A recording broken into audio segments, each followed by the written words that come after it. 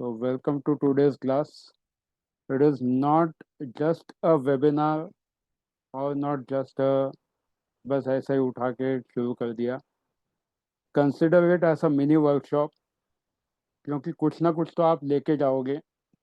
हाँ, दे के भी जाओगे आपका मूल्यवान समय. जो इतने सब कुछ लोगों ने अपने सिरे छोड़े होंगे, कुछ लोगों ने बहुत कुछ छोड़ा होगा आज के क्लास के लिए.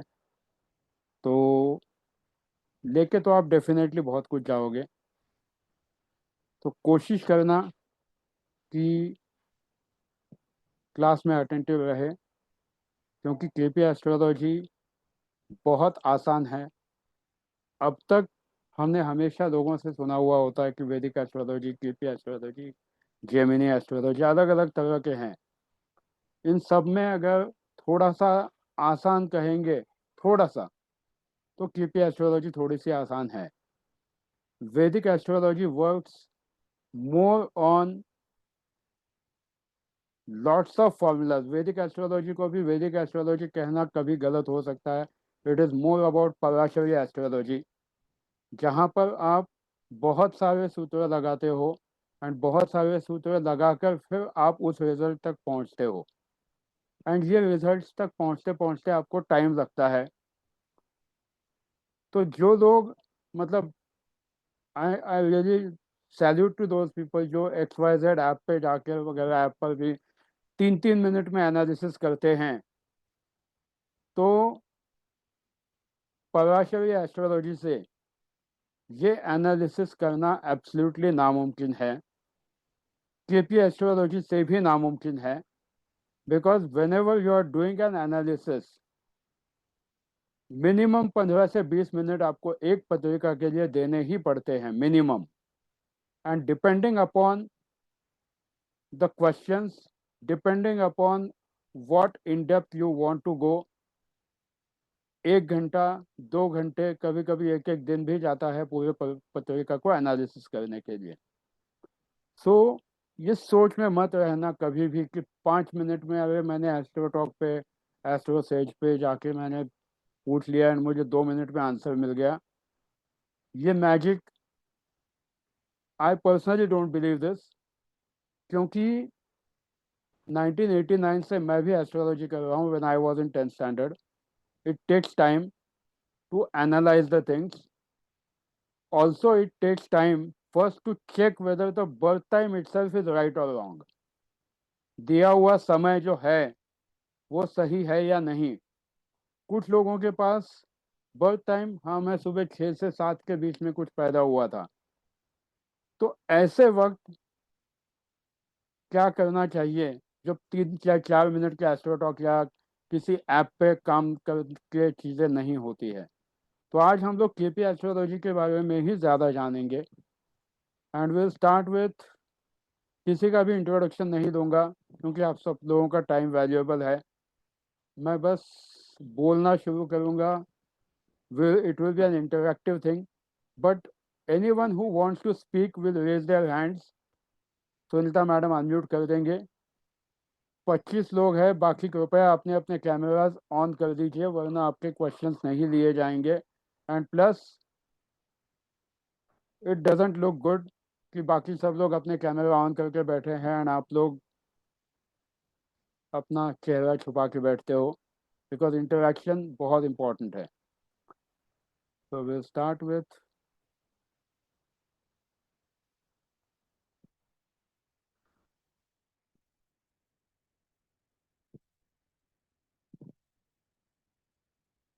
तो पहला क्वेश्चन सभी के लिए, what brought you to the astrology.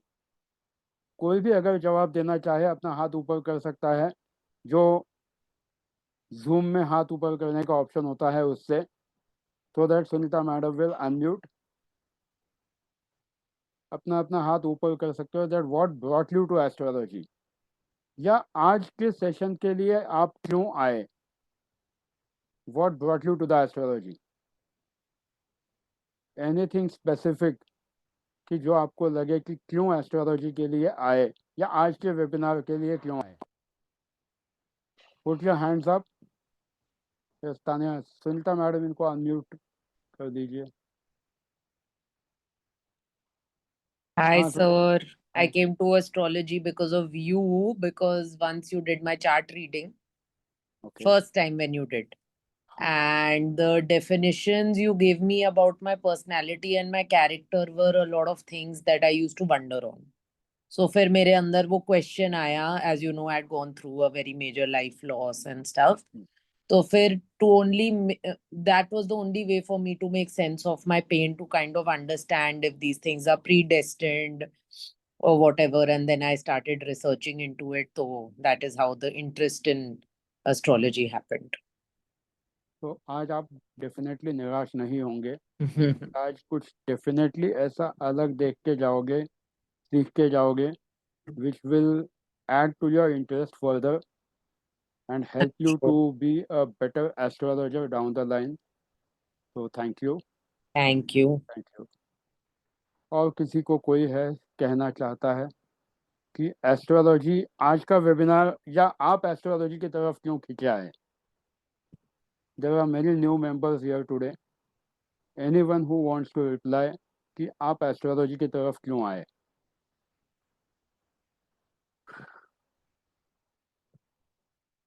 शायद ऐसे आ गए, वेबिनार है इसलिए देखने को आ गए। कोई दिक्कत नहीं, वेबिनार भी कभी कभी देखना चाहिए, क्योंकि कुछ चीज़ें पहली बार समझ में आती है। कुछ लोगों को एस्ट्रोलॉजी में इंटरेस्ट होता है, कुछ लोगों को बचपन से ही न्यूज़पेपर में सुबह सुबह देखने की आदत होती है कि आज का मेरा राशि भविष्य क्या है।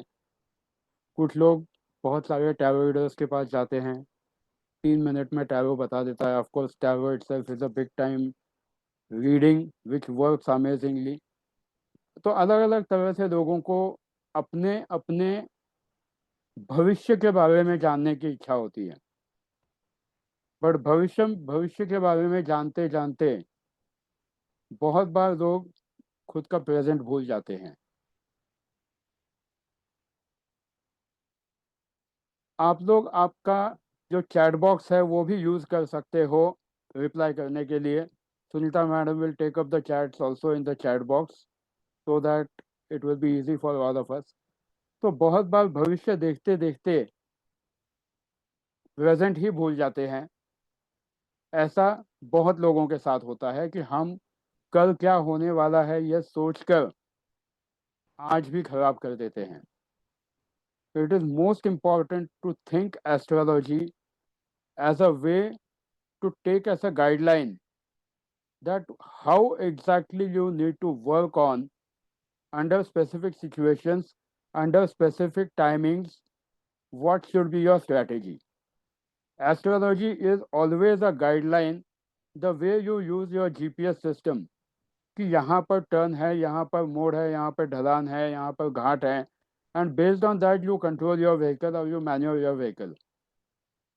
Similarly, astrology के 12 के 12 खाने, 12 घर आपको बताते हैं कि आपको लाइफ में कौन से हिस्से में किस तरह से काम करना चाहिए, कहाँ पर रुकना चाहिए, कहाँ पर आगे बढ़ना चाहिए, कब गाड़ी की स्पीड बढ़ानी चाहिए एंड कब गाड़ी की स्पीड को कम करना चाहिए, कौन सी दशा में आपको ज़्यादा एक्टिव रहना चाहिए, कौन सी दशा में थोड़ा ज़्यादा जो बहुत ज़्यादा एक्टिव होते हैं उनको कब थोड़ा सा अपनी गाड़ी का गियर बदलना चाहिए। ये एस्ट्रोलॉजी से हम काफ़ी अच्छी तरीके से सीख सकते हैं एंड उसमें भी KP astrology works in a easier way. कैसे, वो भी देखेंगे। तो always take astrology as a guideline. क्या इस पर डेली डिपेंडेंट होना चाहिए क्या? तो 100% इट्स आंसर इज नो। कि रोज सुबह उठे, देखा मेरा चार्ट आज तो ये दिन खराब है, आज ये, दैट डजेंट वर्क। क्योंकि उससे आप सिर्फ और सिर्फ अपने कर्मों से भागते हो, अपने कर्मों पे ध्यान ही नहीं दोगे। If you are seeing your chart daily, things don't work. There are many students here or there are many people here I know or even others जो एक ही क्वेश्चन को एक एक दिन बाद वापस जब आके पूछते हो तो आंसर नहीं बदलने वाला है। जब आपको कोई कहता है कि सपोज XYZ काम 3 महीने बाद होगा, तो वो 3 महीने बाद ही होने के चांसेस है, उसका कोई पहले होने का चांस नहीं है कि आज से यहाँ से यहाँ किया, यहाँ से यहाँ किया, तो कोई चेंज नहीं होता है। तो when the things are destined they happen. तो कोई भी चीज़, किसी, चाहे आप एस्ट्रोलॉजी करो, न्यूमरोलॉजी करो, टैरो करो, जो तय किया हुआ टाइम है उसी टाइम पर वो चीज़ होती है। उससे पहले अगर खींच के देते हो उस चीज़ को, तो प्रोबेबली आप मुसीबत मोल ले सकते हो। क्लिपी एस्ट्रोलॉजी में वो पता चलता है कि आप सच में मुसीबत मोल ले रहे हो या वो चीज़ उस समय होने वाली है। तो इससे पहले और हम लोग आगे बढ़ें, क्योंकि एक ही स्लाइड अब तक मैंने बताई थी, थोड़ा सा आगे बढ़ते हैं।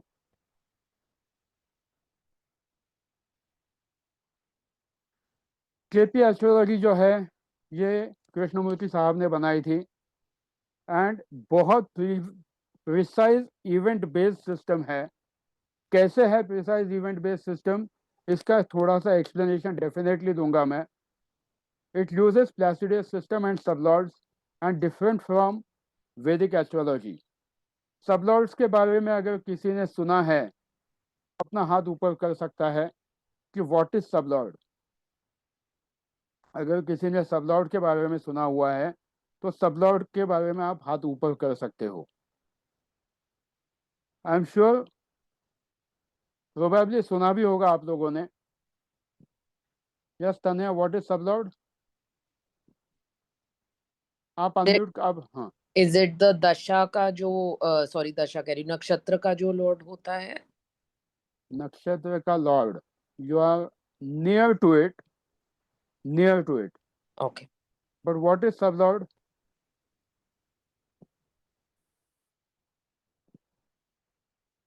सबलॉर्ड वो प्लैनेट है जो स्पेसिफिक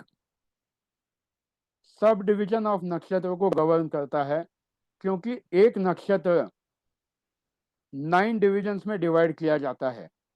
टोटल नक्षत्र कितने होते हैं? 27।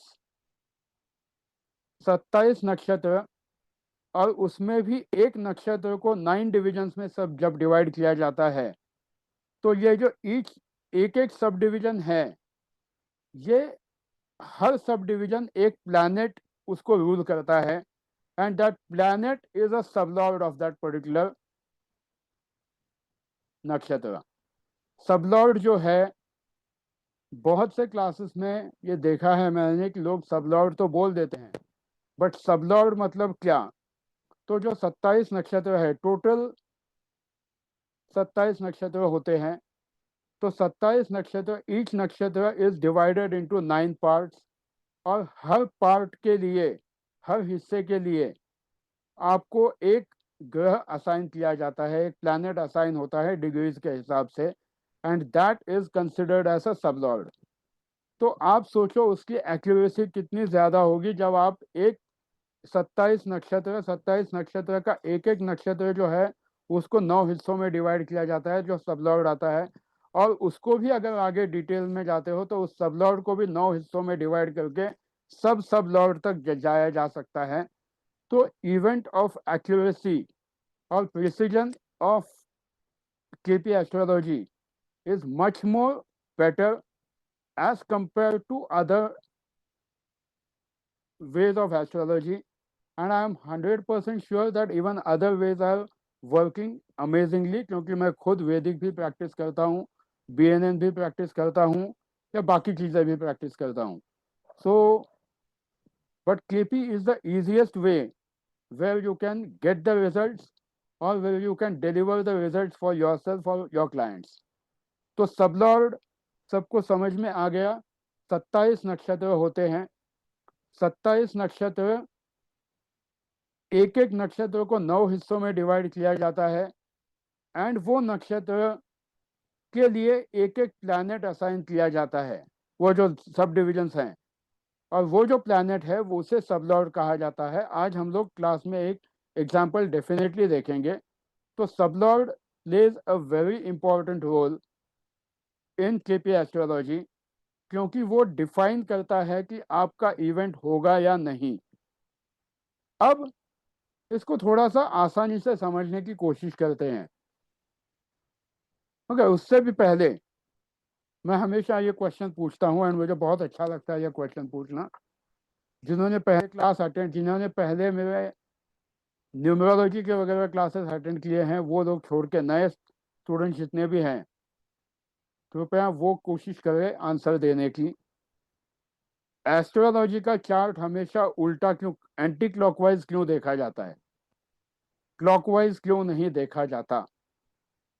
जो नए स्टूडेंट्स हैं आज, टोटली नए, वो कोशिश करें कि एस्ट्रोलॉजी का क्लास क्लॉकवाइज क्यों नहीं देखते हैं, एस्ट्रोलॉजी का चार्ट एंटी क्लॉकवाइज ही क्यों देखते हैं। हमेशा आपने देखा होगा कोई भी एस्ट्रोलॉजिकल चार्ट 1 2 3 4 वो उल्टे उल्टे घर लिखे हुए होते हैं सब, क्लॉकवाइज कोई नहीं लिखता है। एंटी क्लॉकवाइज क्यों? किसी ने क्या लिखा है? रेज द हैंड और right in the chat. Sunita madam एक बार आंसर चेक कर देना। रेज,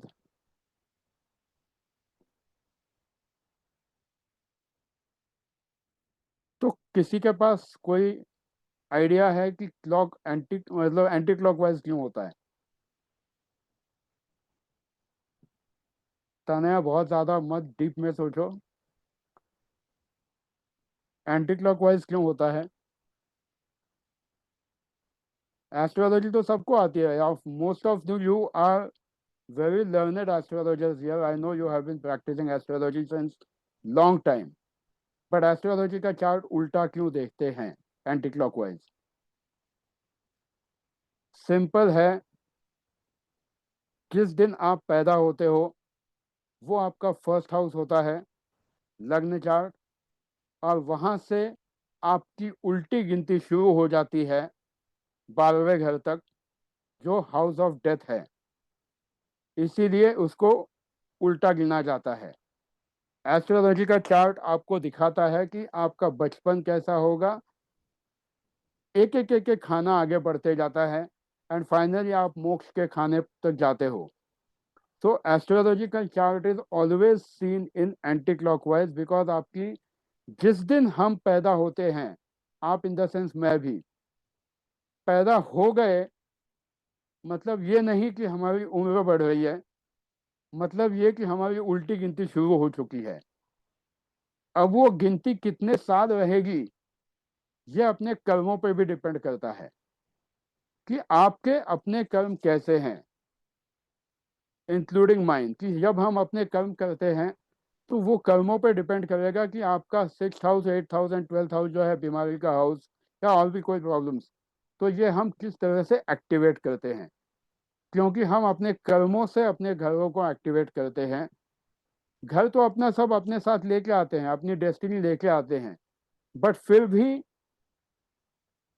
कितने ही लोगों के चार्ट बहुत खराब होते हैं, फिर भी लाइफ में वो बहुत ऊपर जाते हैं, क्योंकि उनके कर्म भी मैटर करते हैं।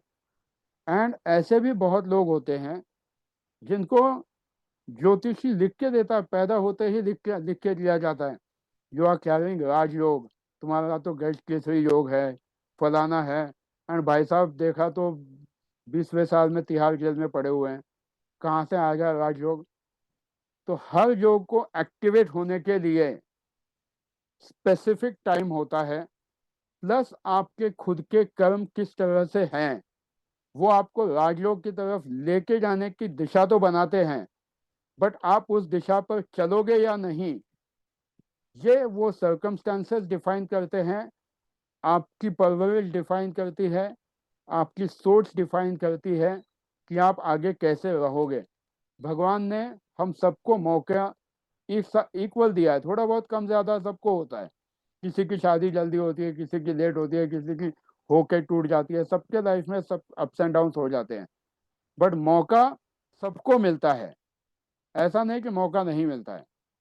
तो बहुत आसान है एस्ट्रोलॉजी सीखना, बहुत ज़्यादा डिपेंडेंट होने की ज़रूरत नहीं है इसकी। तो सबलॉर्ड जो है वो हमने समझ लिया कि एग्जैक्टली सबलॉर्ड क्या होता है। अब ये वाला कंसेप्ट भी समझ लो कि हम केपी क्यों सीखते हैं। तो यहाँ पर एक scientific, practical and accurate method आता है केपी में, प्लस दुनिया भर के योग जो आते हैं ना, मतलब बहुत सारे बुक्स अवेलेबल है जो आपको 565 yogas in your astrological chart, 365 yogas in your astrological chart, ऐसे लंबे लंबे बहुत सारे योग हैं, किताबें भी हैं। I am not denying all those things, but क्या वो सच में सारे योग आपके लाइफ में आते हैं? 99% ऑफ द टाइम्स नहीं। Hardly few people see some good things in the life. बाकी तो आम लोग जो आप जैसे मेरे जैसे जो हैं, वो अपने खुद के बलबूते पर ही आगे बढ़ते हैं। KP astrology works very effectively in event prediction, marriage, career, child birth.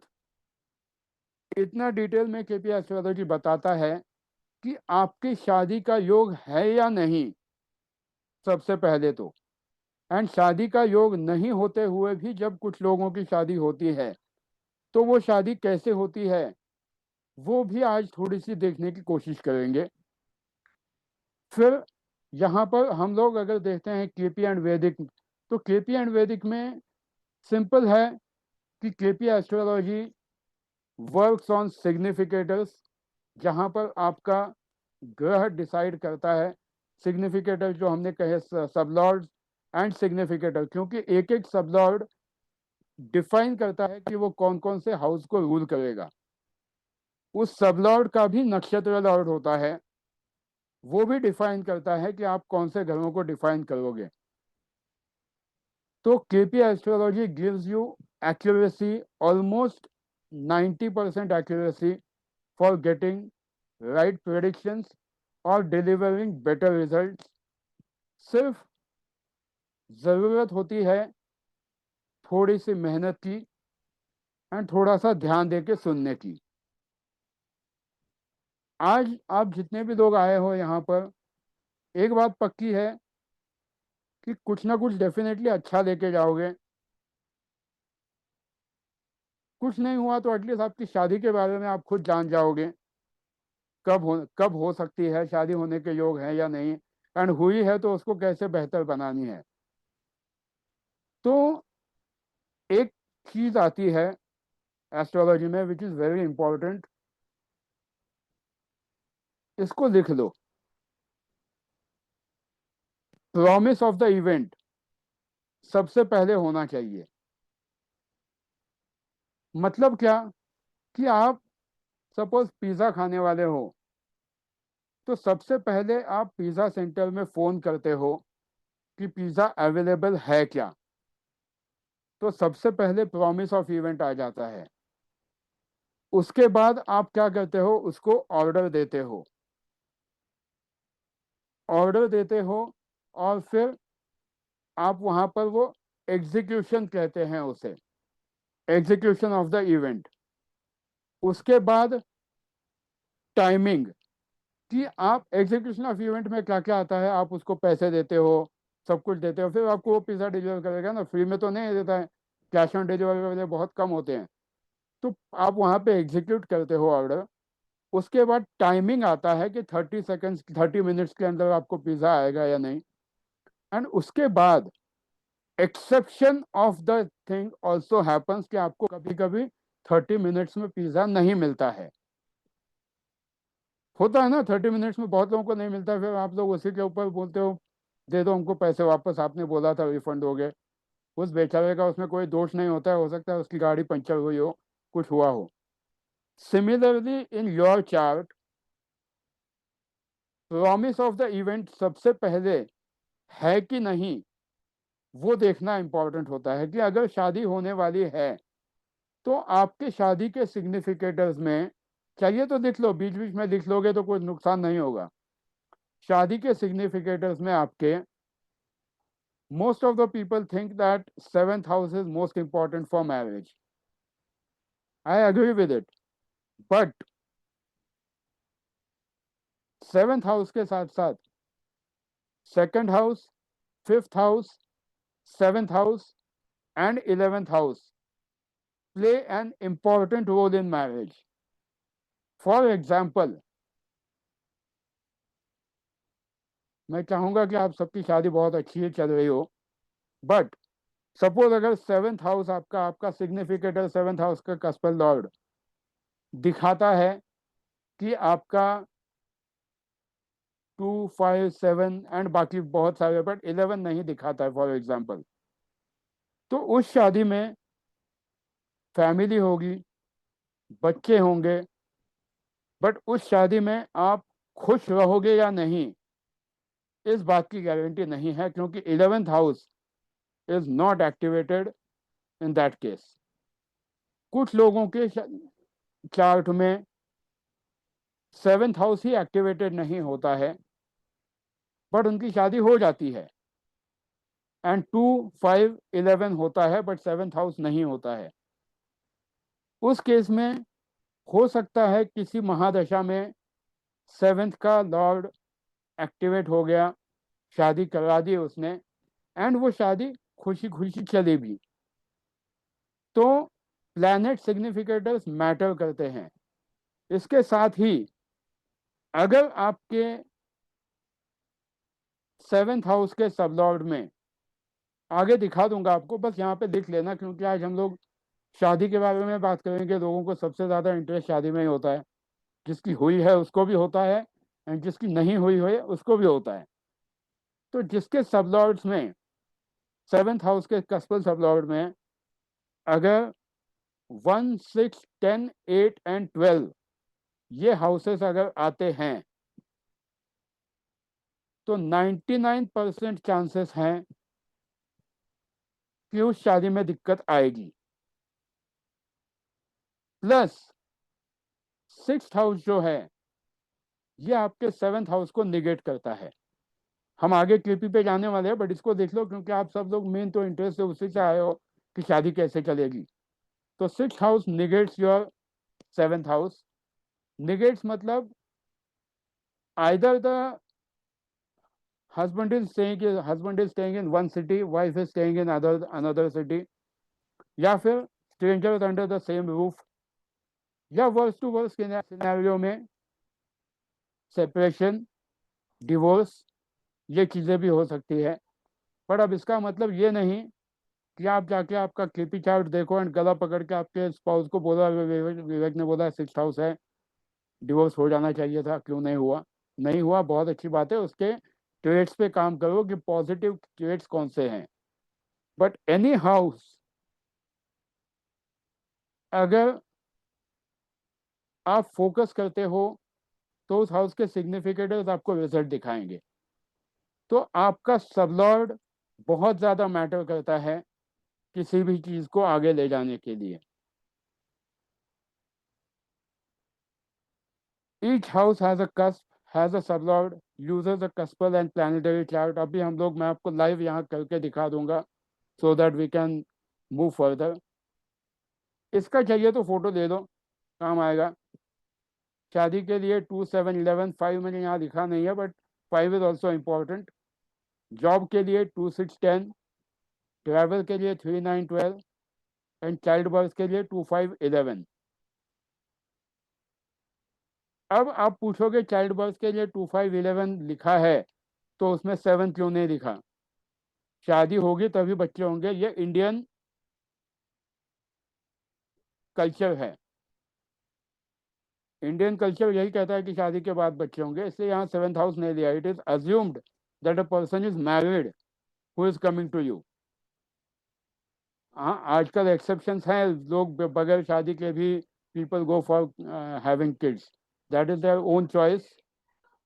तो इस स्लाइड का फोटो ले लो, आगे काम आ सकता है आपको, क्योंकि अब हम एक्चुअल चार्ट पे फोकस करेंगे कि किस तरह से केपी चार्ट होता है, किस तरह से काम करते हैं।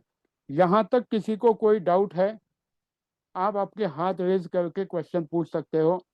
एंड जिनको सवाल पूछने हैं प्लीज़ उनका कैमरा ऑन होना चाहिए। 32 लोग हैं, कैमरे बहुत थोड़े ऑन हैं, बाकी सब लोग कृपा करके अपना कैमरा ऑन कर दीजिए, because if it is a interactive session it will be helpful for you, and definitely कुछ ना कुछ आप लेके ही जाओगे। तो एनीवन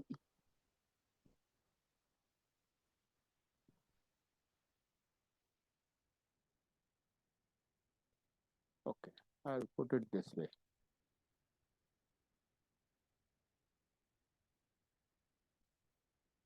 मैं ही चार्ट देता हूँ, आप लोग अपना अपना ये देख सकते हो चार्ट।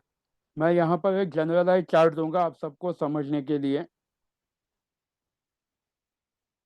वरना यहाँ पर भीड़ मच जाएगी कि हमारा चार्ट क्यों नहीं देखा।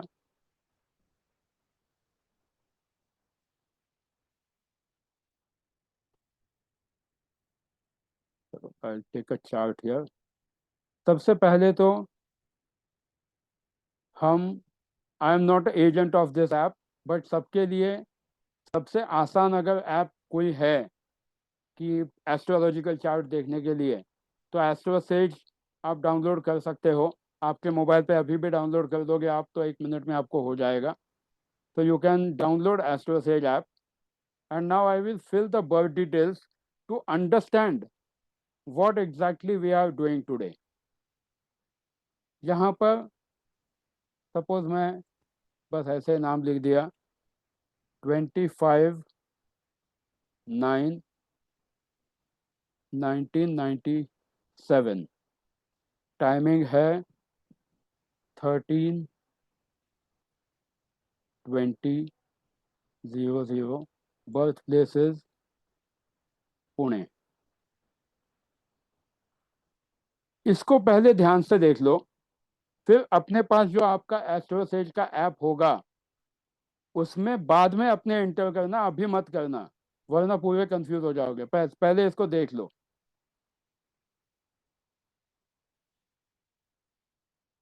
अब यहाँ पर क्योंकि ये वेब बेस्ड ऐप है तो आपको ये बहुत सारी चीज़ें यहीं पे दिखाएगा।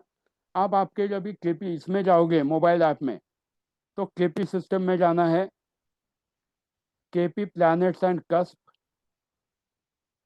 ये जो मैं कह रहा था कि कस्पल सबलॉर्ड, तो अब अपने जो घर में अपने टोटल राशियां कितनी होती है एस्ट्रोलॉजिकल चार्ट में, चलो पहले इसका बेसिक चार्ट देखते हैं।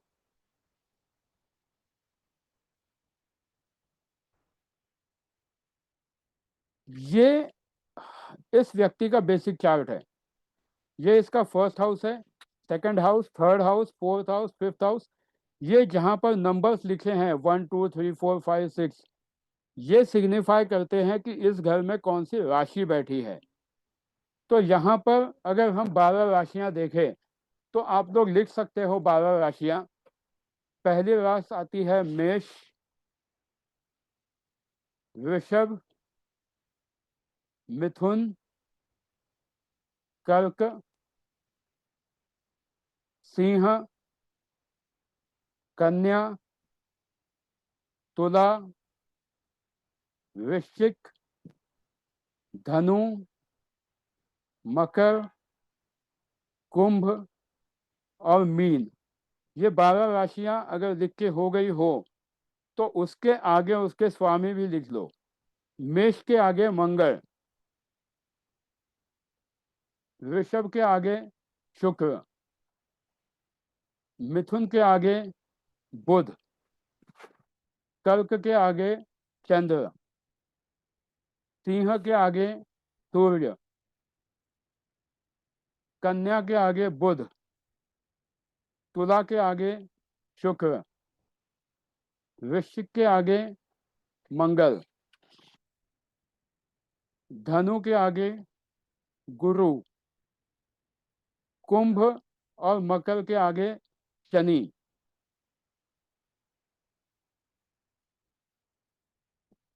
मकर और कुंभ के आगे शनि, और फिर फाइनल मीन के आगे भी गुरु। तो इस तरह से 12 राशियां और 12 राशियों के लॉर्ड आपको मैंने बताए हैं। अब अगर हम ये चार्ट देखते हैं तो ये इस व्यक्ति का लग्न चार्ट है, जिसके बेसिस पर आप कहते हो कि इसकी राशि क्या है। तो अगर यहाँ पर चंद्र कहाँ बैठा हुआ है,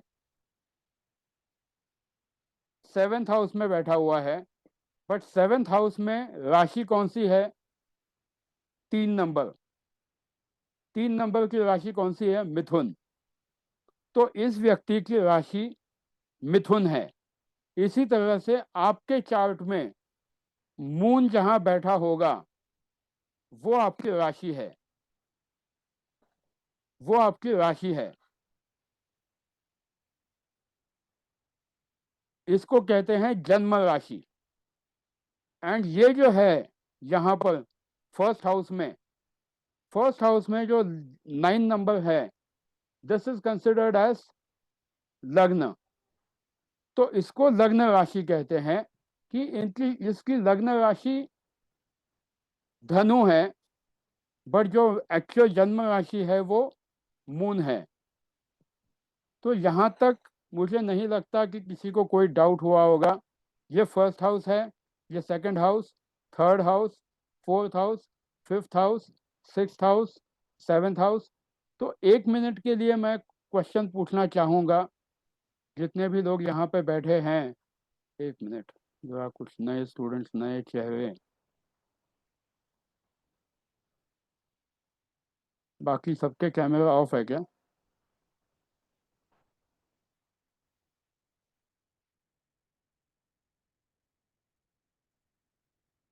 काफ़ी लोगों के कैमरा तो ऑफ है। कैमरा ऑन कर दो जरा।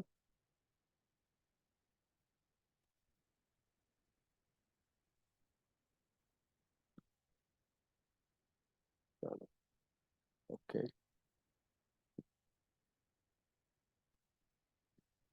इस चार्ट में 10th हाउस में कौन सी राशि बैठी है? 10th हाउस में कौन सी राशि बैठी है? हाथ ऊपर करके बोल सकते हो।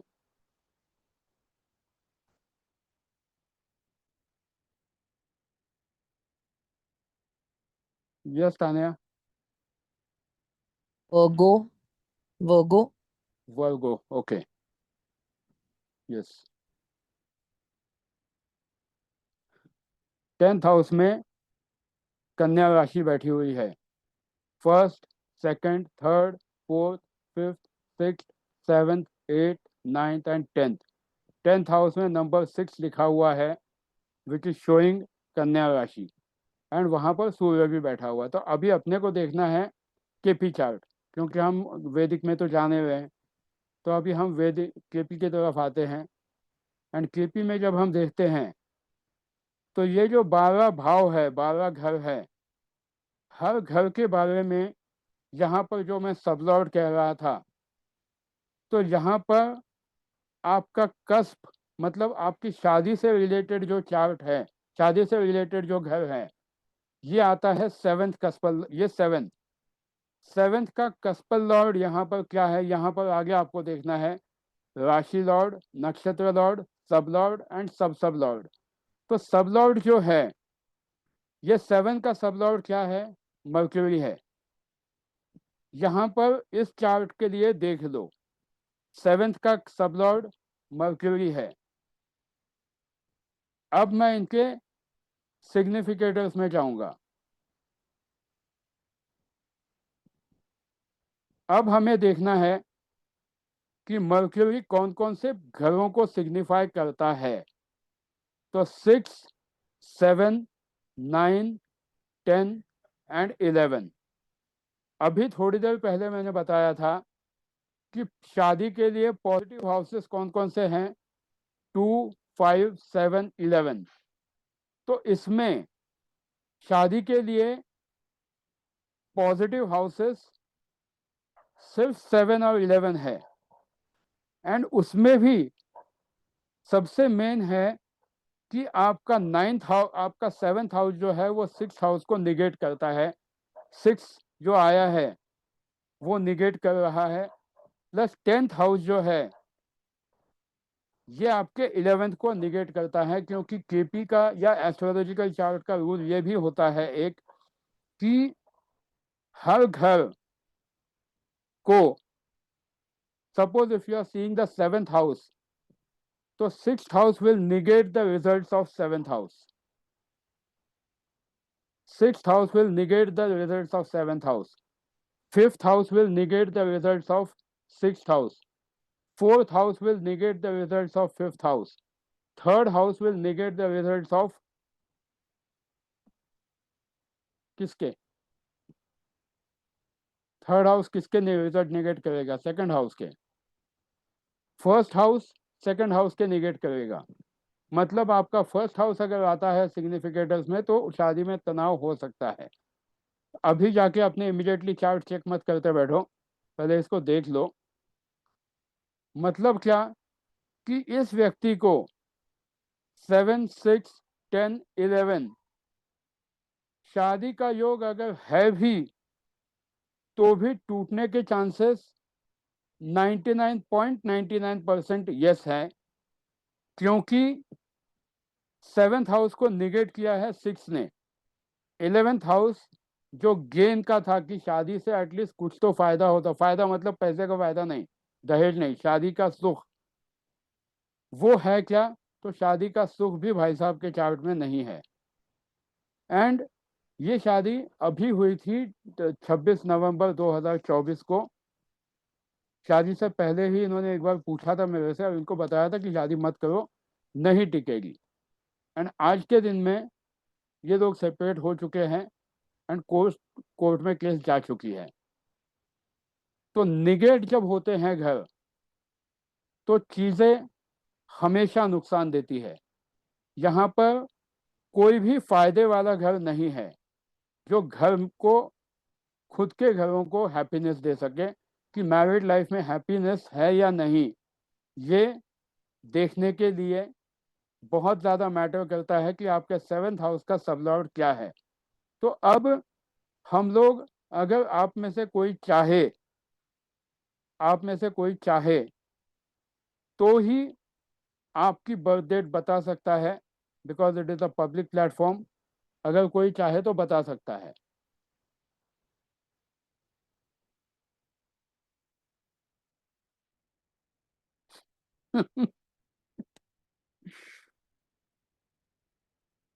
तानिया, तुम्हारी डेट ऑफ बर्थ बता दो।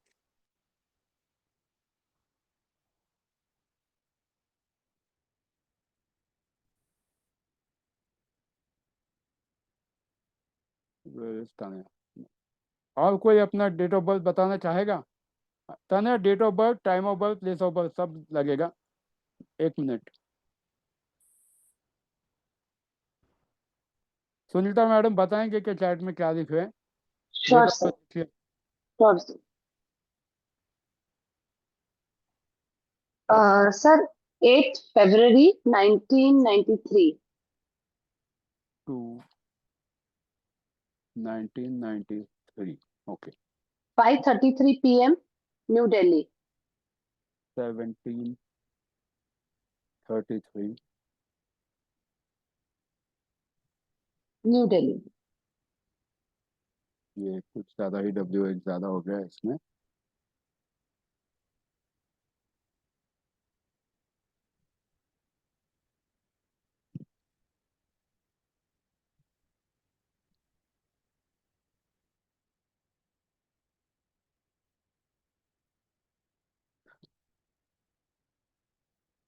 स्क्रीन पर प्लीज़ कुछ लिखना मत, मुझे कुछ समझ में नहीं आता है। एक तो मैं इतना टेक सेवी नहीं हूँ आप लोगों जैसा। तो ये जिस किसी ने भी कुछ करामात की है, प्लीज़ निकाल दीजिए। Tania, you are there? Okay. तो ये इनका चार्ट है। इस चार्ट में इनकी राशि कौन सी है, कौन बता पाएगा?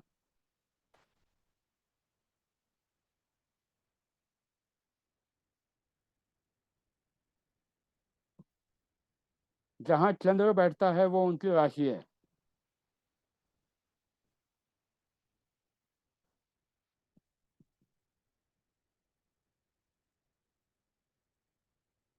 अभी लिखा था ना, 12 राशियां लिखी थी। लियो। लियो। यस। तो लियो इनकी राशि है।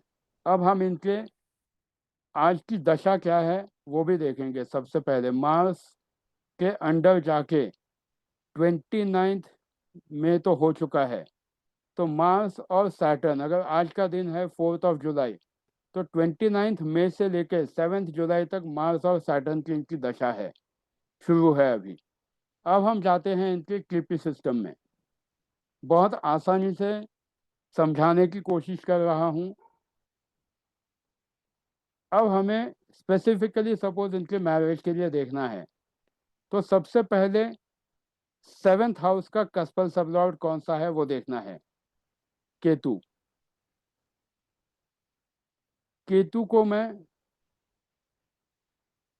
देखूंगा तो 5, 10 एंड 11 ये दिखा रहा है। तो क्या इसका मतलब ये होगा क्या कि इनकी शादी होगी ही नहीं? ऐसा नहीं है, सिंपल है। अभी इनकी दशा कौन सी चल रही थी? अभी हमने देखा था मार्स की, मार्स और सैटर्न। तो सिंपल है, आसानी से एक प्रेडिक्शन का तरीका सिखा रहा हूँ, आप सब लोग भी अपना अपना देख सकते हो। मार्स के लिए कौन कौन से प्लैनेट्स हैं पहले देखो, सिग्निफिकेटर्स के 5, 10, 11 पेपर पे लिख लो। 5, 10, 11 खुद के चार्ट के चक्कर में अभी बिल्कुल मत पड़ो। ये देखो कि मार्स का 5, 10 एंड 11। उसके बाद सैटर्न 5, 7, 8, 10, 11। ठीक है, अब हम वापस यहाँ तक लिख लिया। अब हम वापस जाते हैं इनकी दशा पर।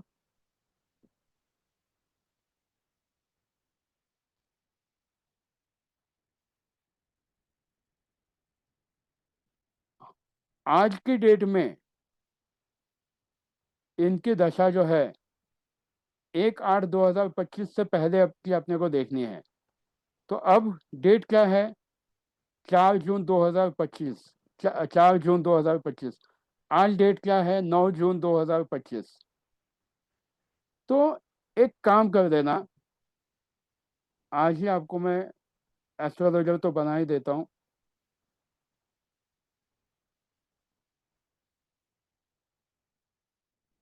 इसका फोटो निकाल लो।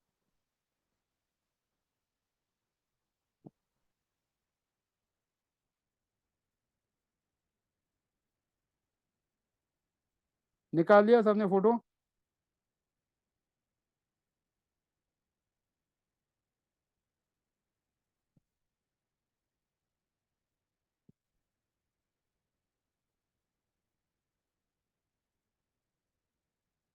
अब हम आते हैं वापस मेन चार्ट पे।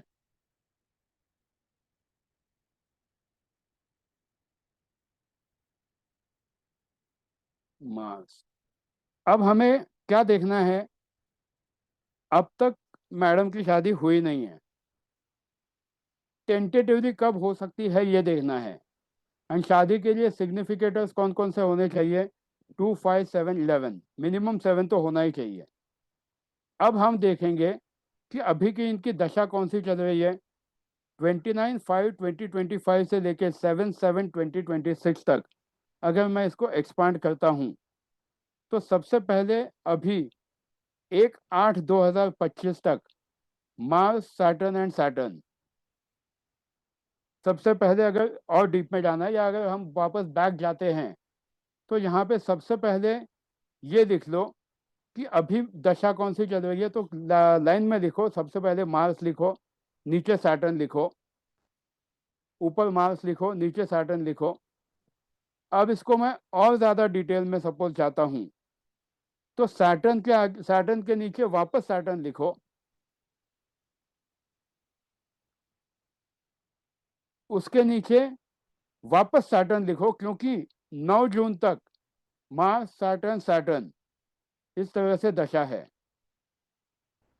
तो अब हम देखते हैं मार्स, सैटर्न, सैटर्न। अब आपको क्या करना है? मार्स के आगे नंबर्स लिख लो 5, 10 एंड 11। और सैटर्न जो है, ये सैटर्न भाई साहब के आगे आपको 5, 7, 8, 10, 11 ये 3 बार आए हैं, तो तीनों लिख लो।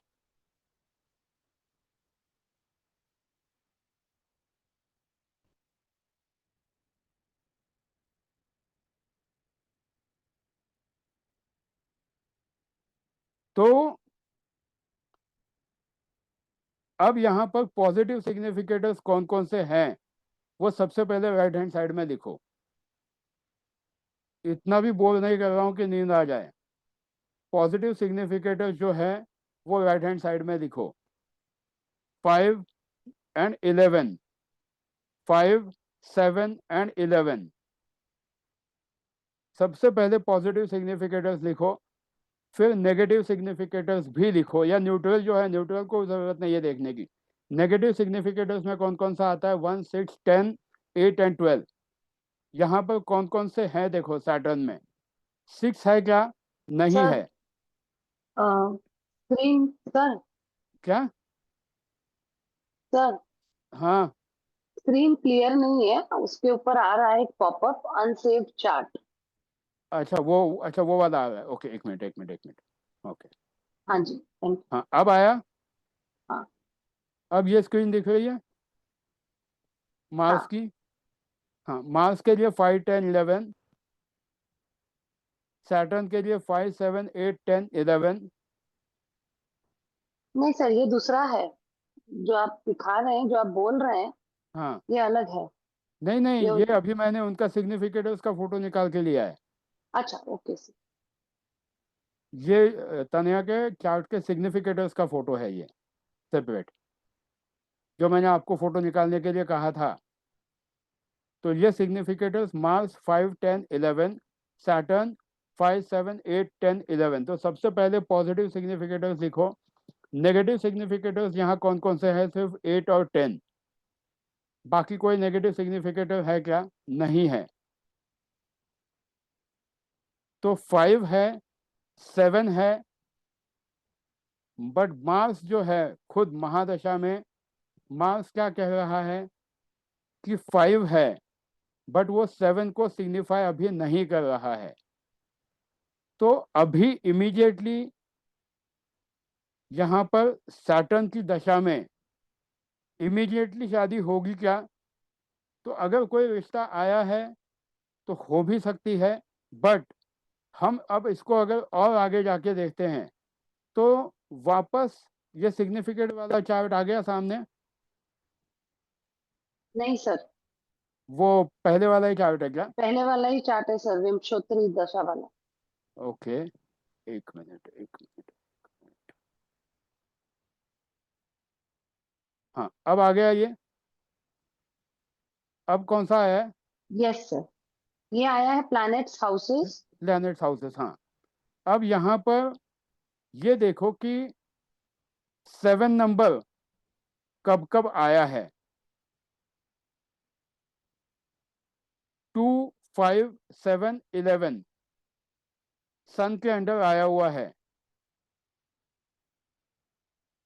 ना? 2, 5, 7, 11। तो पहला 2, 5, 7, 11, फिर यहाँ पर 1 and 2, 4, 8, 11। ये मून में भी अगर शादी होती है तो ये नेगेट कर रहा है। जुपिटर अगेन नेगेट कर रहा है। बट कभी शादी होती भी है तो शादी कब होगी? जब possibility of marriage happens most when the significator of 7th house is there। तो अब हम वापस उनके मेन चार्ट पे जाते हैं।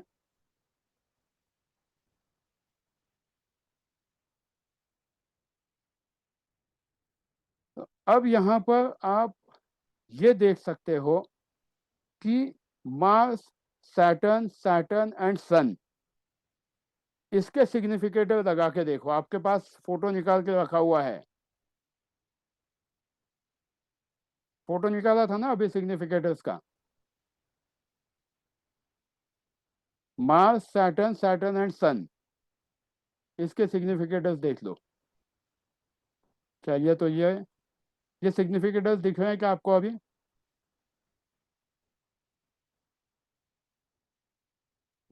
मार्स, सैटर्न एंड सन। मैं वापस वो सिर्फ सिग्निफिकेटर्स का चार्ट ओपन करता हूँ।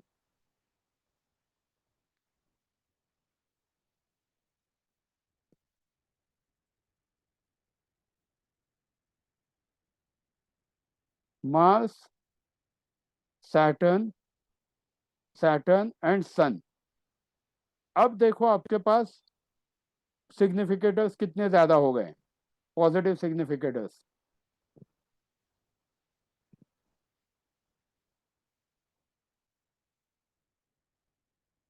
केपी बहुत आसान है, इसलिए मैं थोड़ा बहुत केपी आता है मुझे और ना बाकी कुछ नहीं आता है, तो आप केपी आसानी से सीख सकते हो। यहाँ पर पॉजिटिव सिग्निफिकेटर्स देखो सन के इसमें 2, 5, 7, 10, 11, ये 10, 11 को फिलहाल भूल जाओ, कोई फर्क नहीं पड़ेगा, 2, 5, 7 तो है।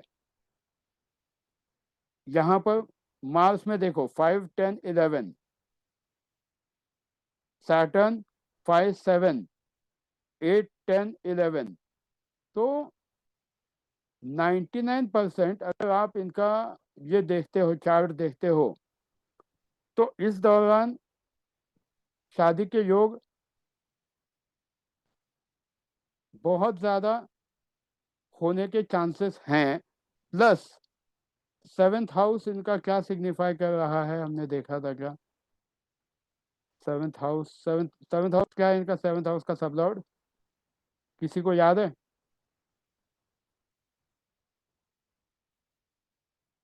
7th हाउस का सब लॉर्ड केतु है।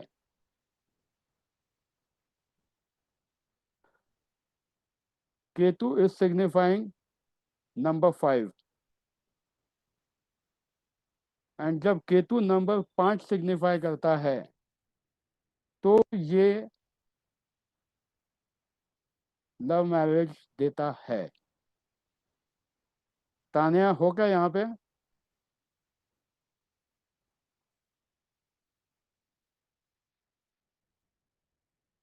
अंकल को बोल देना मेरी तरफ से कि ये लव मैरिज ही होने वाली है एंड बहुत जल्द होगी। जो पिछले 1 साल से जो उनका क्वेश्चन था, तो this is going to happen now and love marriage ही होगी चार्ट के हिसाब से, दूसरा ऑप्शन नहीं है। मैं सर ऐसे ही लर्न करने के लिए क्लास अटेंड कर रही नहीं थी। नहीं, वो ऐसे ही अटेंड कर रही थी, बट तुम्हारा भी क्वेश्चन था, डैडी का भी क्वेश्चन था पिछले साल भर से, तो लव मैरिज ही होगी। सिर्फ you will have to work out on certain things, but वो हम लोग ऑफलाइन सेपरेट डिस्कस करेंगे। बट यहाँ पर समझ में आ गया कि शादी कैसे देखनी है। एंड ये वाला रूल भी लिख लो कि अगर आपका 7th हाउस सिग्निफाई करता है 5th हाउस, जैसे इनका 7th हाउस जो है वो केतु सिग्निफाई कर रहा था, एंड केतु के सिग्निफिकेटर्स में 5 आया हुआ था, 4 नहीं था, तो रिजेक्शन ऑफ लव मैरिज है क्या? नहीं है, लव मैरिज है। बट अब इतने साल शादी क्यों नहीं हुई? तो इतने साल जो उससे पहले के ग्रह थे उन्होंने कभी शादी के सिग्निफिकेटर्स लाए ही नहीं। जो डिले हुआ मैरिज में वो उस वजह से हुआ।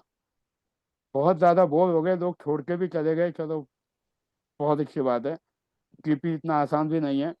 बट जितने लोग सीखेंगे, this is going to be an interesting thing, क्योंकि आगे जाके केपी एस्ट्रोलॉजी बहुत ज़्यादा प्रिसाइज वे में आप देख सकोगे कि आप मतलब जो लोग करना चाहते हैं वो उस लेवल तक जा सकते हैं कि आज इस घंटे में इसने क्या किया या क्या करेगा।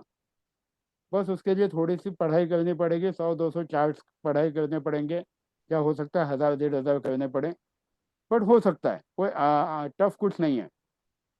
तो शादी का आज हमने सबसे पहले देखा कि यस इट वर्क्स, एंड इनकी शादी 100% होगी, एंड मैं शादी को तानिया डेफिनेटली आऊँगा तुम्हारे, तो ये तो होने वाली है शादी, एंड लव मैरिज ही होगी। तो यहाँ तक किसी को कोई सवाल है?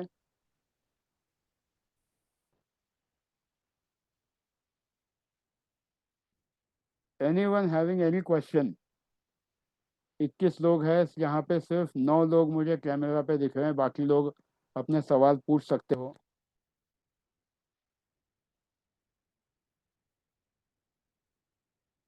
अब चाहिए तो 1 मिनट के लिए अपने अपने खुद के चार्ट एस्ट्रोसेज में डाल के अपने 7th हाउस के सिग्निफिकेटर को चेक कर दो। एस्ट्रोसेज के ऐप में जाओ, अपने एग्जैक्ट बर्थ डिटेल्स डाल दो, एंड स्टेप वाइज जाओ। I will explain you the steps. सबसे पहले एस्ट्रोसेज ऐप जो है उसमें कुंडली में न्यू कुंडली जो आती है उसमें आपका नाम, डेट ऑफ बर्थ वगैरह सब डालो, मेल फीमेल से कुछ फर्क नहीं पड़ता है, वो डाल दो। उसके बाद चार्ट ओपन हो जाएगा। वहां पर जैसे ही वो जन्म कुंडली ओपन होती है, थोड़ा सा नीचे स्क्रॉल करोगे तो केपी सिस्टम लिखा हुआ आएगा। केपी सिस्टम को क्लिक करो, आपका केपी चार्ट आ जाएगा।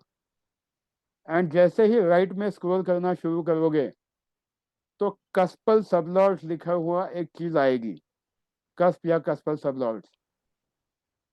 उस पेज पर नीचे जाकर 7th हाउस के आगे 3rd नंबर की लाइन में कौन सा प्लैनेट लिखा हुआ है, क्योंकि पहला जो 3rd लाइन है वो आपका कस्पल सबलॉर्ड है। सब लोग वहां तक पहुंचे क्या? अपना कस्पल सबलॉर्ड चेक कर लो। जो भी आया होगा, भाई साहब बहन जी जो भी आए होंगे, क्योंकि मेल एंड फीमेल दोनों प्लैनेट्स होते हैं ना, तो जो भी है भाई साहब या बहन जी जो भी आए होंगे, अब उसके आगे का स्क्रॉल करो, प्लैनेट सिग्निफिकेटर्स। प्लैनेट सिग्निफिकेटर्स में जाके आपका जो कस्पल सबलॉर्ड है उसके आगे कौन कौन से नंबर्स लिखे हुए हैं वो पहले देख लो। मून 2 3 4 8।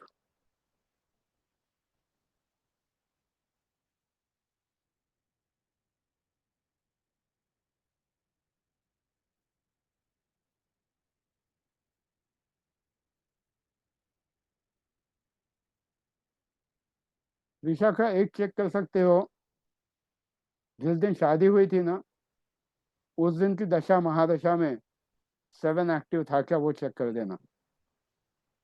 दशा महादशा, महादशा, अंतरदशा, सूक्ष्म दशा, प्रत्यंतर प्राण दशा, कहीं पर भी 7 एक्टिवेटेड था क्या, वो चेक कर दो। बाकी और किस किस ने क्या क्या लिखा है? 1 4 7 11।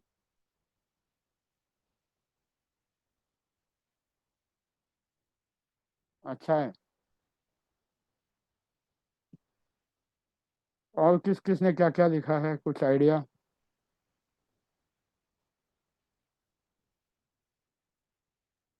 सर अनघा ने भी लिखा। अनघा ने क्या लिखा है? अनघा ने 1 2 4 6 8 9।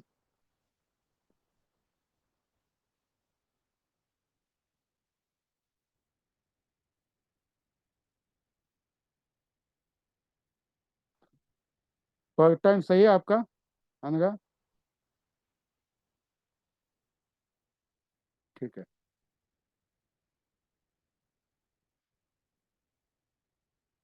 फिर डिस्कस अबाउट इट। तो राजेश जी आपकी शादी में फायदा, मतलब फाइनेंशियल इश्यू क्या, शादी का के योग बहुत अच्छे हैं, बट आगे का मैं कमेंट नहीं करूँगा कुछ भी। बट शादी डेफिनेटली है, उसमें कोई डाउट ही नहीं है। 6 10 एंड 11 सुवर्ण पुष्पा। 1 3 4 5 12 रश्मि आईफोन। बेबीलोन चुनकर 2 6 2 6 7 9। अब इसको मैं ऐसे कहूँगा कि फॉर एग्जाम्पल, चलो बेबीलोन चुनकर, माय ओल्ड स्टूडेंट, 2 6 7 9, तो 2 भी है, 7 भी है, शादी भी हुई, फैमिली भी हुई, बट 6 जो है इट विल ऑलवेज, और it can give thrash, continuous खींचातानी बीच बीच में दिखा सकता है, या फिर जॉब हस्बैंड का जो है वो कंटिन्यू ट्रैवल, कंटिन्यू, मतलब कहीं ना कहीं एक जो क्या बोलते हैं डिस्टेंस होता है, वो डेफिनेटली होगा। ऐसा नहीं होगा कि एकदम बहुत अच्छा है, because 6th house is signifying clearly कि आपकी शादी में या तो डिस्टेंस होगा या कहीं ना कहीं थोड़ा बहुत, मतलब हर शादी में होता है बट कुछ शादियों में ज़्यादा हो जाता है, तो वहाँ पर दिक्कत दे रहा है। You can confirm weather yes और नॉट, उसमें कोई दिक्कत नहीं है। तो व्हाट इज हिज जॉब, मतलब ट्रैवलिंग का जॉब है बहुत ज़्यादा, क्योंकि घर पे कम रहेंगे। 6th हाउस क्लियरली इंडिकेट्स कि आपका आपके हस्बैंड से एक मैरिड लाइफ भी अच्छी है, सब कुछ अच्छा है, but due to 6th house it is showing that continue उनका ट्रैवल हो सकता है या काम में इतने मसरूफ हो सकते हैं कि आप फैमिली पे ध्यान नहीं देते हो। But Right, it sir. Doesn't mean कि शादी टूटेगी, क्योंकि 2 और 7 स्ट्रांग है एंड 9 है, आगे कोई नेगेटिव सिग्निफिकेटर नहीं है उसमें। अकेला 6 कुछ नहीं बिगाड़ सकता है एंड अकेला 9 अच्छा है, कोई फर्क नहीं पड़ता। बट अगर इसके साथ यहाँ पर 10 भी होता, 12 भी होता, 8 भी होता तो मुश्किल होती थी। तो जिसके भी चार्ट में यहाँ पर स्वर्ण पुष्पा 6, 10 एंड 11, शादी डेफिनेटली जब भी हुई होगी जिस किसी महादशा के सिग्निफिकेटर में, तब 7th हाउस एक्टिव होगा। बट हो सकता है कि हस्बैंड का काफ़ी ज़्यादा ट्रैवलिंग का जॉब हो या घर पे बहुत कम टाइम दिया हो। It doesn't mean that the married life is bad, but travel बहुत ज़्यादा हुआ होगा, डिस्टेंस रहा होगा, कुछ ना कुछ चीज़ें होती होंगी। तो it is always good to work out on marriage. Rashmi's iPhone 1 3 4 5 12। शादी जब हुई होगी तब 7th हाउस एक्टिवेटेड होगा, बट बाद में जो भी इंटरनल इश्यूज होंगे वो आपने रिजॉल्व करके शादी यहाँ तक लाई है, विच इज़ गुड। एंड आगे भी भगवान करे ऐसे ही चलती रहे, because it is going to help you. And ये शादी एक्सपेंडिचर एक्सपेंसेस भी बहुत दिखाती है, चाहे फिर वो ट्रैवलिंग में एक्सपेंसेस हो या और किसी चीज़ में, बट एक्सपेंसेस भी बहुत ज़्यादा दिखा रही है। एंड इस शादी से आपने जो उस दिन पूछा था कि घर नहीं बना है, तो probably 12th house is continuously making you move. Mars 2 7 and 9, it is a good combination for marriage. शादी अच्छी चलेगी, कोई टेंशन मत लो भास्कर।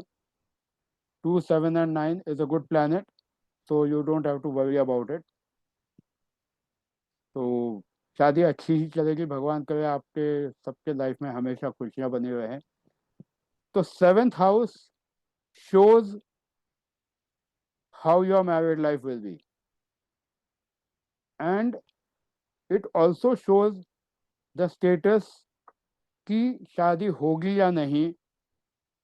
फिर कुछ लोगों की शादियां होते होते टूट जाती है। ऐसे लोगों के चार्ट में आप देखोगे 7th हाउस में जो सिग्निफिकेटर है वो बहुत बार नंबर 4 को डिफाइन करता है। That will show the rejection of marriage. Number 4 will show the rejection of marriage. अब बहुत से लोगों का क्वेश्चन होता है कि मेरा लाइफ पार्टनर पढ़ा लिखा होगा क्या, काम धंधे वाला होगा क्या।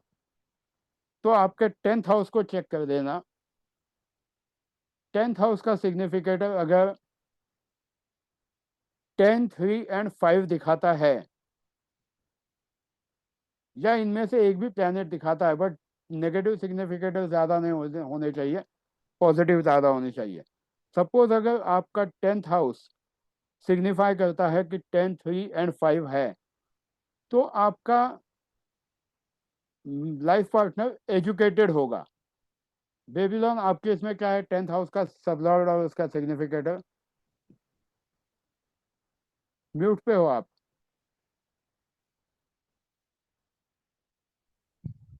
So 10th house is Mercury, 2, 3, 5, 6, 9, 12. हाँ 2 3 5 5, 6 9 6, 12। 9, 12. हाँ तो 3 है, 5 है, 9 तो सपोर्ट कर ही रहा है, तो एजुकेटेड तो डेफिनेटली होंगे। अब वर्किंग पार्टनर है या नहीं ये कैसे देखेंगे, तो आपके 4th हाउस का सिग्निफिकेटर जो है वो 8 12 या 4 है क्या। देखो 4th हाउस का सिग्निफिकेटर कौन सा है। म्यूट पे हो आप।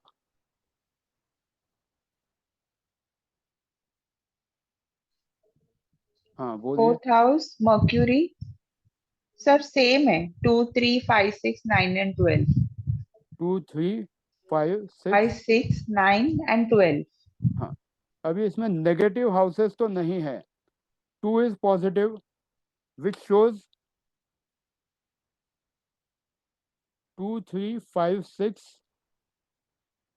9 and 12. 12 shows a working partner. 2 shows your family. तो नेगेटिव एस्पेक्ट्स नहीं है इनमें, कोई भी जॉब को भी कोई मेजर प्रॉब्लम नहीं आया होगा कभी, and it will run smoothly, so you don't have to worry, and your married life is good, अच्छी है, एजुकेटेड लाइफ पार्टनर है। तो बाकी लोग भी देख लो कि एजुकेटेड लाइफ पार्टनर है या नहीं, देखने के लिए 10th हाउस का सिग्निफिकेटर 10 3 या 5 होना चाहिए। वर्किंग पार्टनर है या नहीं ये देखने के लिए 8 12 एंड 4 होना चाहिए। अब आते हैं सबसे मज़ेदार बात, जो घर पे आप झगड़ा करना शुरू करोगे, लव मैरिज होगी या नहीं। तो love marriage is decided by second house का सबलॉर्ड। अगर 2 7 11 दिखाता है तो लव मैरिज कराएगा वो, मोस्ट ऑफ द टाइम। नहीं, सेकंड मैरिज कराएगा। लव मैरिज देखना है अपने को, सेकंड मैरिज मत देखो, लव मैरिज देख लो। लव मैरिज जो है वो सेकंड हाउस का, 7th हाउस का सबलॉर्ड अगर नंबर 5 दिखाता है, 5 7 11, बट 5 तो होना ही चाहिए, तो it will show love marriage. अब अगर आपकी किस्मत में आपने लव मैरिज नहीं किया है तो प्लीज़ अपने चार्ट को मत कोसो, ये चेक करो कि 5 के साथ और कौन कौन से नंबर्स बैठे हुए हैं।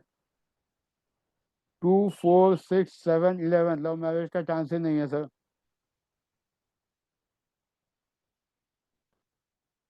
क्योंकि 5 को 4 ने निगेट किया हुआ है। तो being happy with whatever is there is very important.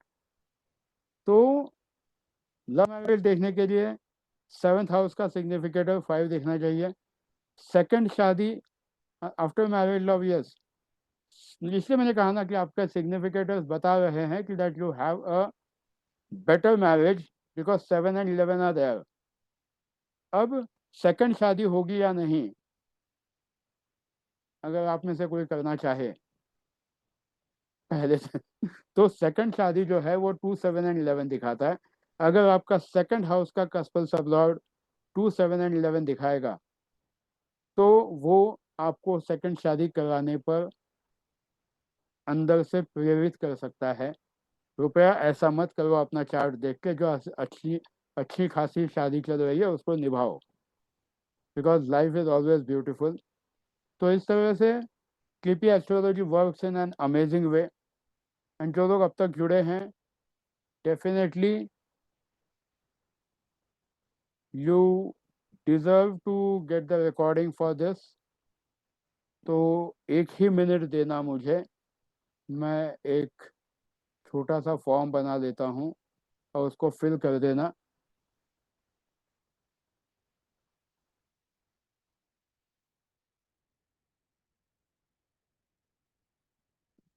बाकी किसी के कोई क्वेश्चंस है तो प्लीज़ पूछ लो।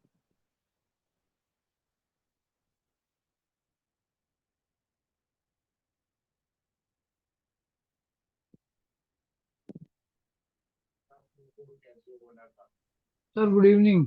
Good evening. आपने बताया मैरिज के लिए जो मेरे पास है चार्ट में, तो कुछ बता रहे थे, बोला कि आप बात करो। एक मिनट। हाँ, 1 4 7 11। 1 4 7 11 हाँ, किसी का है क्या? मेरा है करके पूछ रहा हाँ हूँ ना। आपका 7, हाँ आपका 7 and 11 है ना, तो इट हैज़ हाँ। गिवन यू मैरिज दिया है, एंड अच्छा दिया है। फिर आगे will not discuss about it, offline बात कर लेंगे, हाँ, बट इट सही इज़ बात गुड। है। बस आप नहीं करना था और हो गया ना, उसका क्या करें माँ। वो तो आपकी शादी तो होने ही वाली थी ना। अरे प्रभु प्रभु प्रभु। शादी तो होने वाली वही थी। दुखी हो गया, नेम, वही दुखी हो गया। अच्छा, फिर एक क्वेश्चन मोबाइल। मैंने पूछा था कि आफ्टर मैरिज लव जो है, यानी सेकंड मैरिज कैसे देखते हैं करके, वो मेरा ध्यान नहीं रहा उस टाइम पे। लव मैरिज जो है, लव मैरिज अगर आपका 7th हाउस सिग्निफाई करता है 5th हाउस को, तो वो अच्छा, दिखाएगा। देन फिफ्थ हाउस को अगर सिग्निफाई कर रहा है 6th हाउस 5th हाउस, तो बट हाँ, अगेन बाकी के भी पैरामीटर्स मैटर करते हैं कि कौन कौन सी हाँ, चीज़ें हैं। एंड बराबर। Name, mobile, email ID. अपने अपने ईमेल आईडी प्लीज़ ध्यान से करना। तो sir anyone with link publish. मैं अभी लिंक को ग्रुप में डाल रहा हूँ। उसमें 5 5 7 11 आ रहा है, कहाँ? 5 नंबर फिफ्थ हाउस का। 5th हाउस का। फिफ्थ। सिग्निफिकेशन जो है। बट अभी 5th हाउस अपने को देखना है नहीं। 5 7 11 5th हाउस में जो है, मतलब आपको जो हम्म किड्स होने वाले थे, तो किड्स हैं 5 7 ऑफिशियली एंड है। 11। हाँ, अच्छा। तो बच्चे हैं एंड खुशी से अच्छे हैं। हम्म कॉपी। एक ही मिनट दीजिए मुझे, मैं ग्रुप में, ये मैंने जूम के चैट में सभी के लिए। When there is no planet in the specific house of the cuspal sublord, when there is no planet means that particular planet itself is so strong that it will give its results। Bhaskar जी, आपका question बिल्कुल सही है।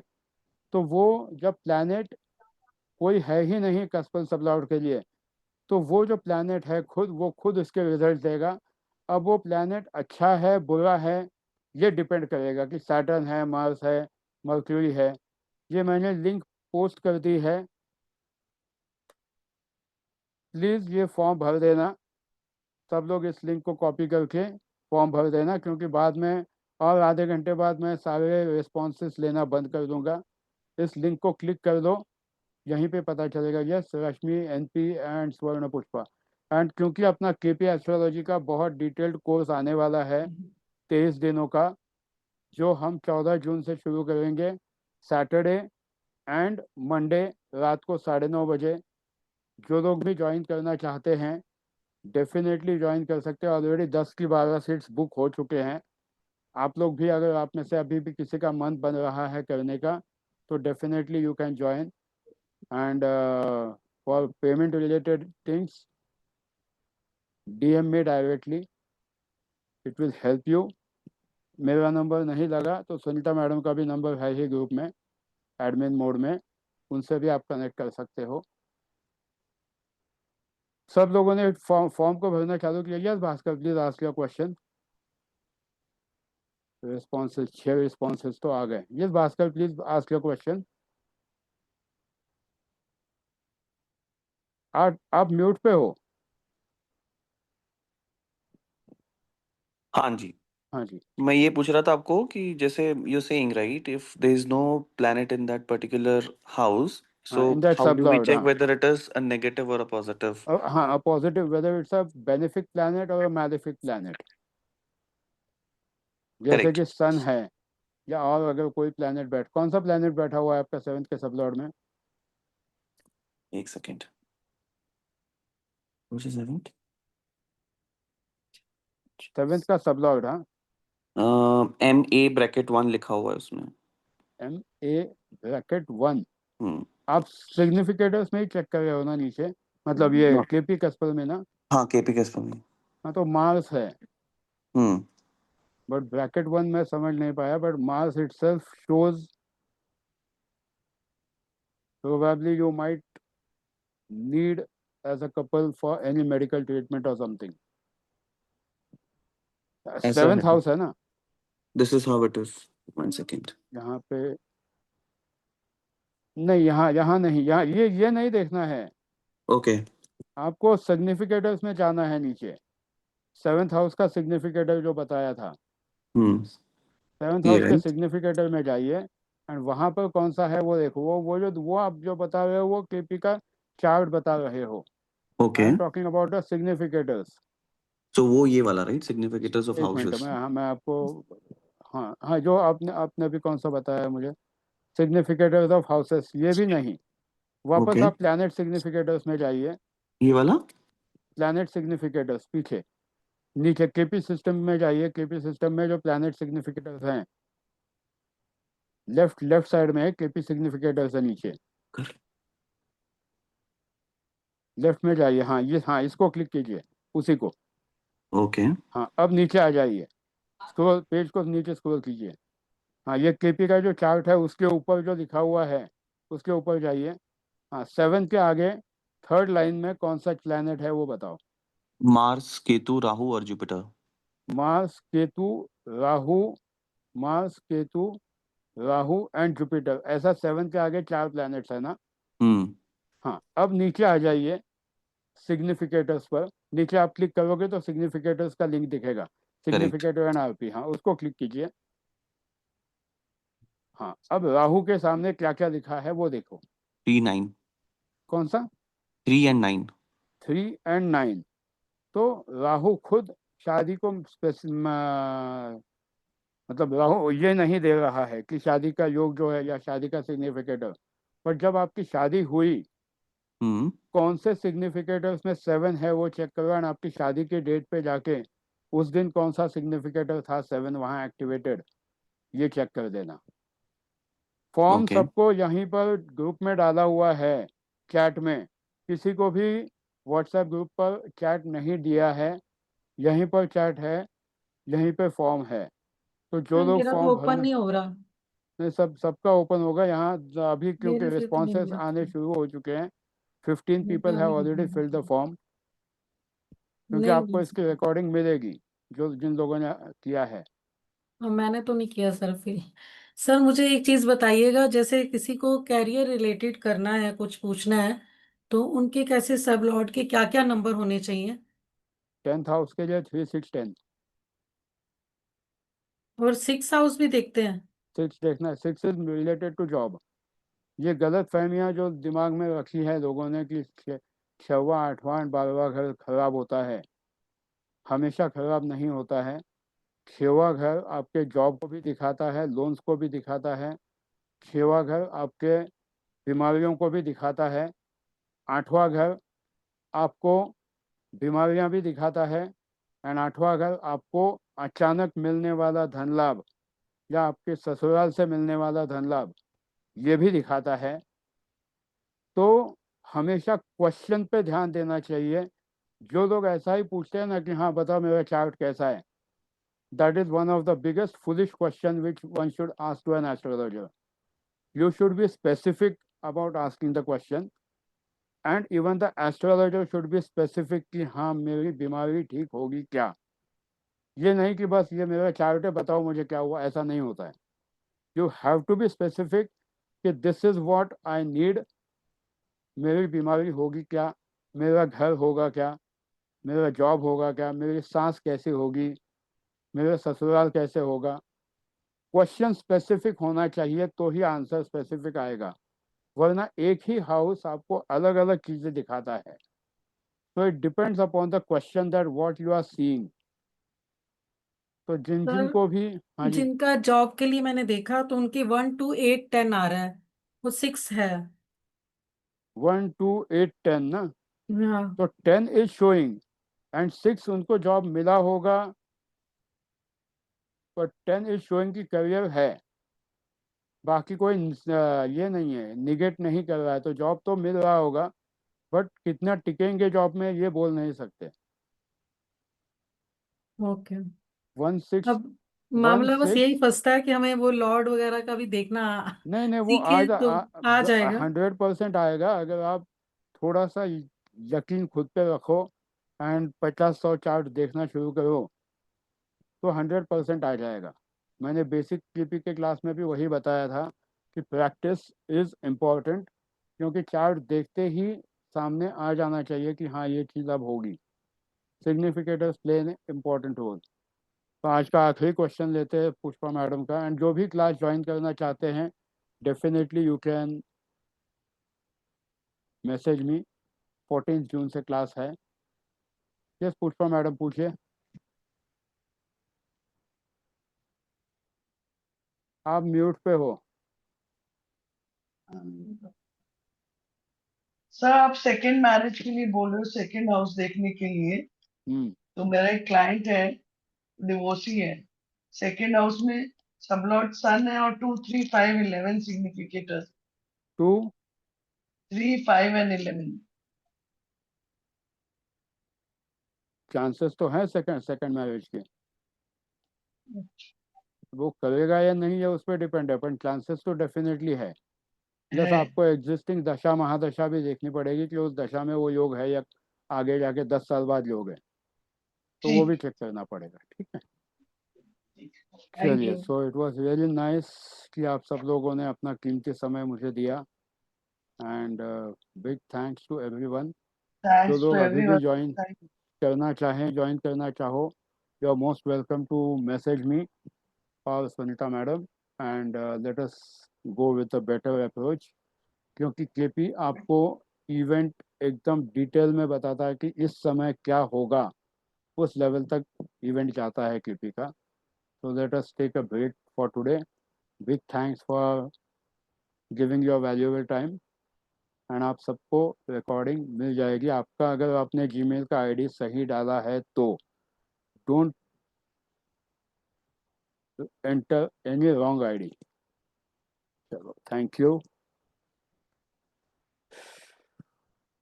God bless all.